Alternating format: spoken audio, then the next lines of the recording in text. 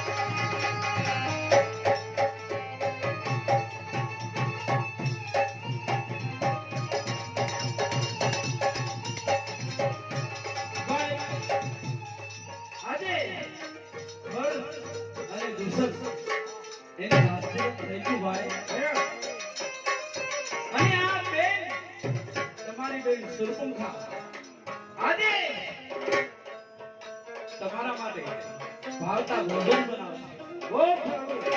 વાહ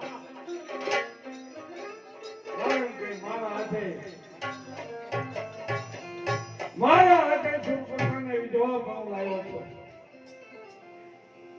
મારા ગણીવી હતા ને મારા રાજ્યની અંદર રહેતા હતા અને એક ફૂલને ખાધા એનો વધ કરવામાં આવ્યો છે.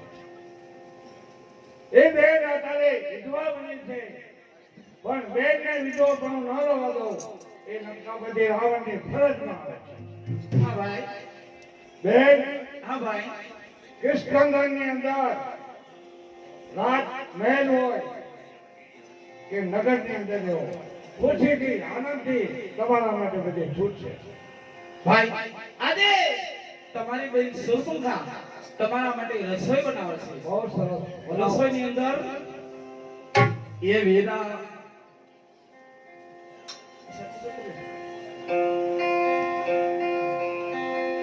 વીરા મારે મંદિરે વાત તારી તોય રેસો.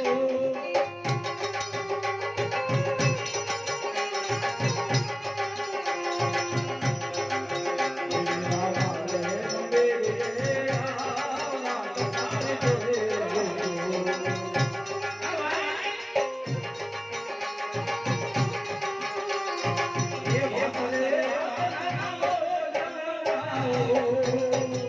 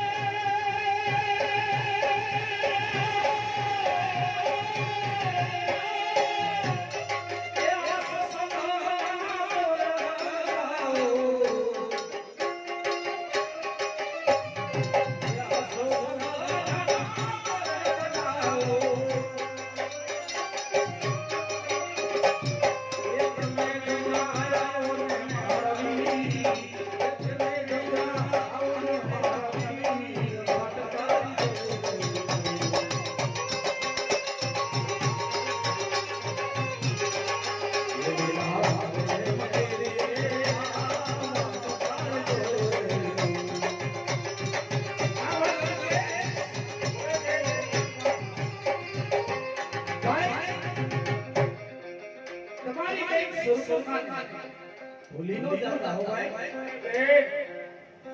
જ્યારે જરૂર પડે તો રાવણ મસ્તક આપવા પણ તૈયાર છે. લાડકી બેન છે.